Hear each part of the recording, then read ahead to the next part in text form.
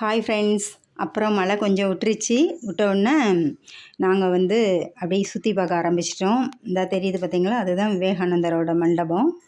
இங்கே இந்த படிக்கட்டு நிறைய படிக்கட்டு அதோடு ஏறி போகணும். ஒரு சின்ன வாசல் மட்டும் தான் திறந்துருப்பாங்க. அதோடி போனோன்னா அவரோட பெரிய சிலை இருக்குது. 1892ஆம் ஆண்டு டிசம்பர் 25, 26, 27 அவர் அங்கே இந்த பாறை மேலே தவம் செஞ்சது அதில் பொறிக்கப்பட்டிருக்குது. ஒரு படியோடு ஏறி மறுபடியும் இந்த வாசலோடு இறங்கி வரணும். அங்கேயும் நிறைய படிக்கட்டு இருக்குது. பக்கத்தில் திருவள்ளுவர் சிலை இருக்குது. அதுக்கு போக முடியாது. இப்போ தான் வேலை அதுக்கு நடந்துக்கிட்டு இருக்குது. அதுக்கு எதிர்த்தால அம்மனோட பாதம் இருக்குது. அது ஒரு கோயில் மாதிரி இருக்குது.